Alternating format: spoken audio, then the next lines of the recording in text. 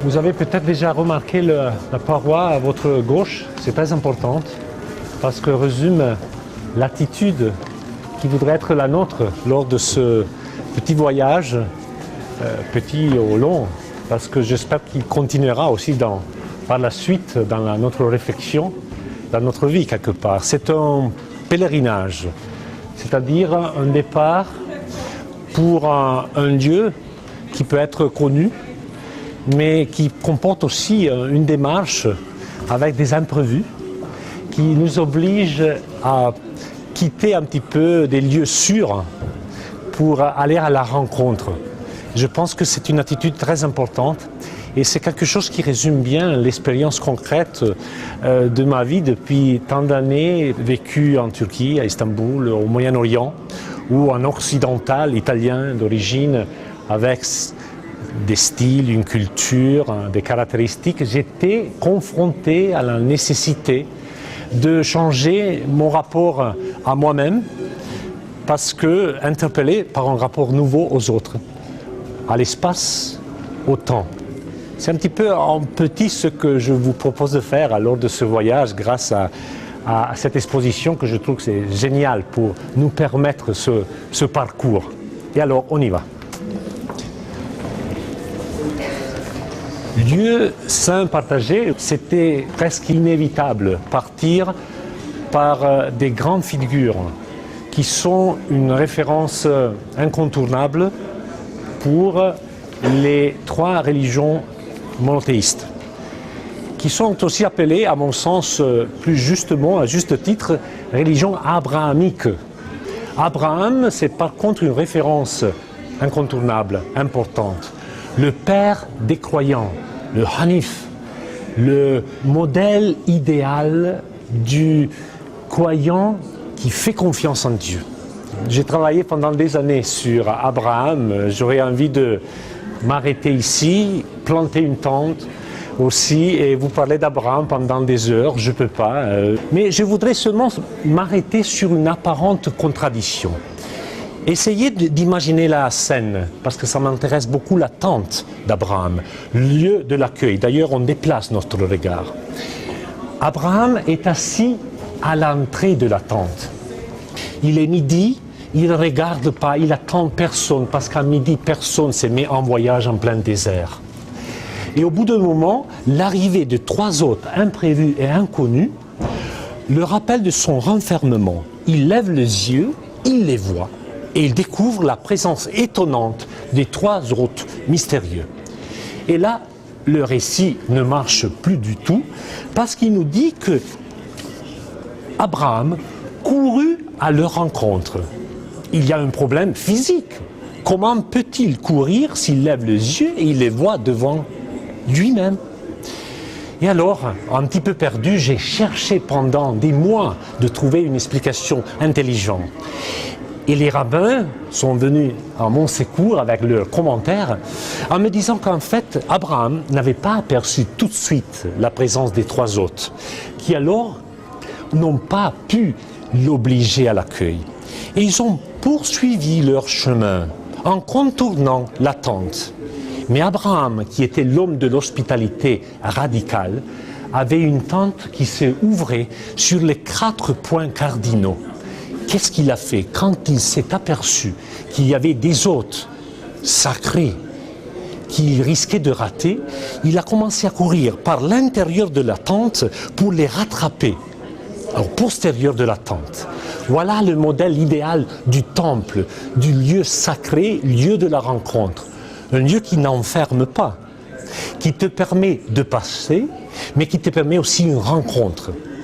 Abraham, davantage, nous introduit dans ce chemin et qu'on poursuit ensemble. Je suis sûr que vous connaissez ce personnage, Myriam. Peut-être c'est moins connu le fait qu'elle est une référence incontournable, pas seulement pour la foi chrétienne, mais encore une fois pour les trois religions abrahamiques. Le Coran a plusieurs sourates qui évoquent Marie et tout particulièrement une sourate importante qui est la sourate 19, presque entièrement dédiée à Marie.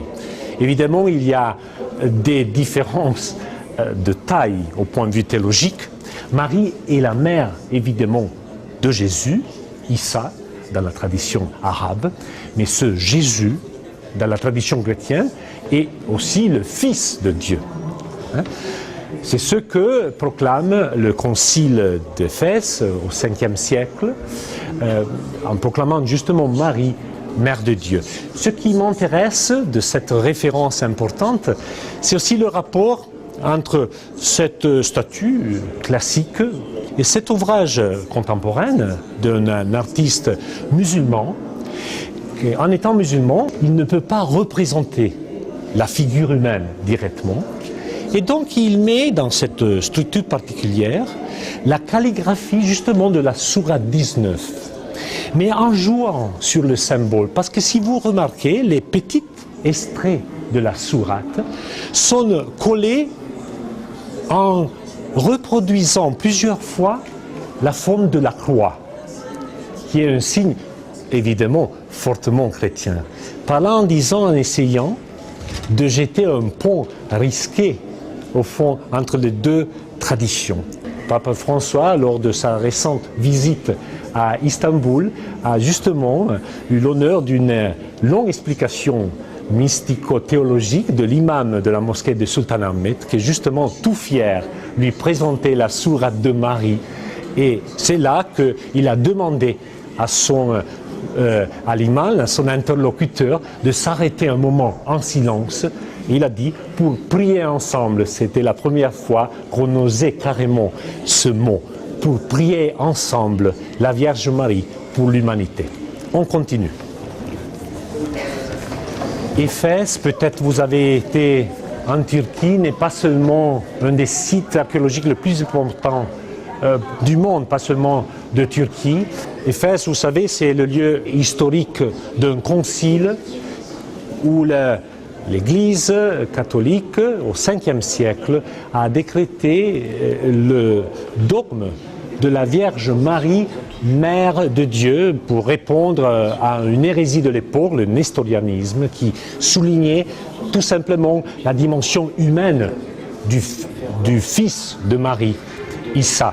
Eh bien, suite à des visions de Catherine Emmerich, une mystique de la fin du 19e, a été repéré dans un site sur la colline d'Éphèse, un lieu où Marie, quelque part, aurait fait sa demeure à la suite de Jean qu'il avait pris en consigne au pied de la croix. Indépendamment de cette histoire qui passe entre la foi, le mythe et la réalité, ce qui est important, c'est ce que Éphèse est devenu aujourd'hui au fil des années. Un lieu où, dans quelques dizaines de mètres, les chrétiens célèbrent l'Eucharistie, le cœur de leur foi, dans une petite maison chapelle, et 15 mètres à côté, des centaines de musulmans arrivent dans ce lieu pour prier, orientés vers la Mecque, à travers la figure de Marie, prier Dieu. Et en priant, ils font un geste tout à fait particulier, qui est de rattacher à un immense mur, qui a été doté d'un grillage, des roubins ou des petits morceaux d'étoffe, parfois même des petits billets, avec des vœux. Chaque morceau d'étoffe est une histoire. Chaque morceau d'étoffe, c'est quelque part un espoir, une souffrance inouïe. C'est ce que, dans un langage plus moderne chrétien, on pourrait appeler des formes de vœux, ex voto, mais qui représentent vraiment des démarches à travers Marie vers Dieu. Une fois par an, les franciscaines qui tiennent ce lieu de culte chrétien rassemblent des dizaines de mètres d'étoffe et à Pâques, ils la brûlent. Et ce ensemble de prières monte quelque part vers le Dieu un, unique, comme prière commune, brûlée par des chrétiens, mais exprimée par des musulmans. Saint Georges, c'est une des figures des saints qui se situe un petit peu à la frontière des croyances. Et ici, la référence va immédiatement à un lieu particulier qui est le monastère grec-orthodoxe de Saint-Georges à Büyükada, qui signifie tout simplement la grande île, une des 4 îles qui se trouvent dans la mer de Marmara, juste en face d'Istanbul. Vous voyez des petits passages de vidéos concernant un pèlerinage annuel lors de la fête de la Saint-Georges qui porte des centaines de milliers de personnes à gravir une colline sur laquelle est situé ce sanctuaire pour rendre hommage à Saint-Georges. Peut-être le 70% de ces pèlerins qui gravissent la colline sont des musulmans. Là encore, un lieu étonnant de partage de la foi. Il y a quelque chose qui se renouvelle de ce qu'on a vu à propos d'Éphèse, c'est-à-dire un parcours qui est marqué par un geste très particulier. Il n'y a plus de rubans, de petits morceaux d'étoffe, mais on déploie des fils de la base de la colline jusqu'au monastère, une sorte de vœu qui se déploie dans l'espace et dans le temps. Si bien qu'au soir, il y a des kilos de fils qui sont ramassés. Presque l'envie de rattacher soi-même à ce lieu particulier auquel on confirme une valeur thaumaturgique quelque part. Louis Passignon nous reporte à cheval entre la fin du XIXe siècle et le début du XXe siècle.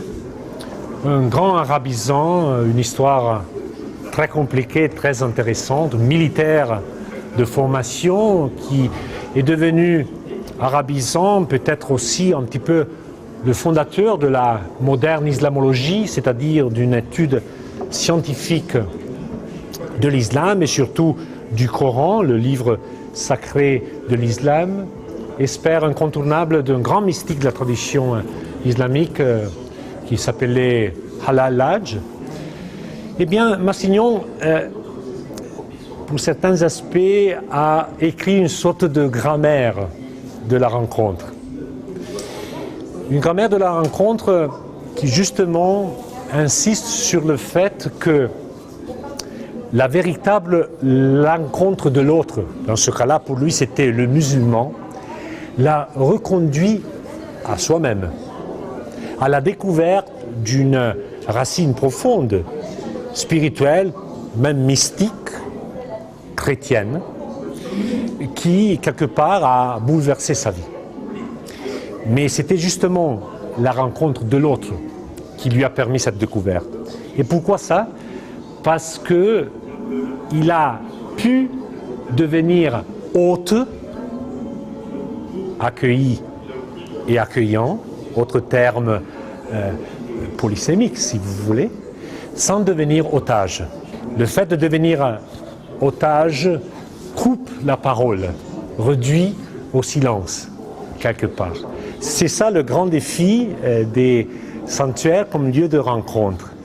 Lieu où les portes doivent continuer à rester ouvertes sur les 4 points cardinaux, afin que dans ce parcours, dans ce pèlerinage, on puisse quelque part retourner sans cesse à la source pour repartir à notre tour à la découverte de l'autre et donc de nous-mêmes. Pour connaître l'autre, il ne faut pas se l'annexer, mais devenir son hôte. Je pense qu'on peut partir avec cette phrase, la porter avec nous, aussi peut-être pour lire la complexité du temps qu'on est en train de vivre. Je vis dans une ville de passage, un carrefour comme Istanbul, qui fait déjà 17 millions d'habitants et qui embarque chaque mois 60 000, 80 000 migrants, réfugiés, gens de passage non recensés, non connus, de langues, de cultures, d'attentes différentes. Une ville quelque part qui explose et qui peut tenir debout seulement si quelque part on ose un accueil qui ne rend pas otage et qui ne vend pas non plus l'autre démuni à sa perte quelque part. Merci.